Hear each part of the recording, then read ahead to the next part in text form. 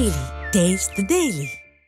விழுப்புரம் மாவட்டம் அரகண்டநல்லூர் காவல் நிலைய காவலர்கள் 2 பேர் கஞ்சா குற்றவாளிகளுடன் தொடர்பில் இருந்தது அதிர்ச்சியை ஏற்படுத்தியுள்ளது.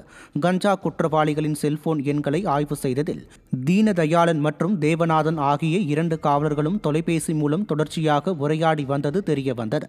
இதைத் தொடர்ந்து இருவரும் ஆயுதப்படைக்கு மாற்றப்பட்டனர். ஸ்டாலின் மாடல் ஆட்சியில் குற்றங்களை தடுக்க வேண்டிய காவலர்களே குற்றவாளிகளுடன் தொடர்பில் இருப்பது பொதுமக்களிடையே அதிர்ச்சியை ஏற்படுத்தியுள்ளது. கடலூர் மாவட்டம் வேப்பூரில் முன்விரோதம் காரணமாக நடைபெற்ற தகராறில் முதியவர் ஒருவர் உயிரிழந்த சம்பவம் அதிர்ச்சியை ஏற்படுத்தியுள்ளது.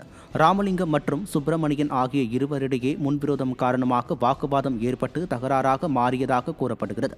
அப்போது சுப்பிரமணியன் தன் கையில் வைத்திருந்த கட்டையால் தாக்கியதில் முதியவர் ராமலிங்கம் மயக்கமடைந்ததாக கூறப்படுகிறது. இதையடுத்து மருத்துவமனையில் சிகிச்சை பெற்ற ராமலிங்கம் சிகிச்சை பலனின்றி உயிரிழந்தார். ஸ்டாலின் ஆட்சியில் செயற்கையான உயிரிழப்புகளின் எண்ணிக்கை நாள்தோறும் அதிகரித்து வருவதாக விமர்சனம் எழுந்துள்ளது. கோவை அருகே மதுபோதையில் பத்திரிகையாளர் என கூறி புத்தக கடையில் பணம் கேட்டு மிரட்டியவர் சிக்கினார். பாப்பநாயக்கன் பாளையம் சாலையில் உள்ள புத்தக கடைக்கு மதுபோதையில் வந்த பிரபு என்பவர் தன்னை பத்திரிகையாளர் என அறிமுகப்படுத்தி பணியாளர் பிரவீன் என்பவரிடம் 5000 பணம் கேட்டு மிரட்டியுள்ளார்.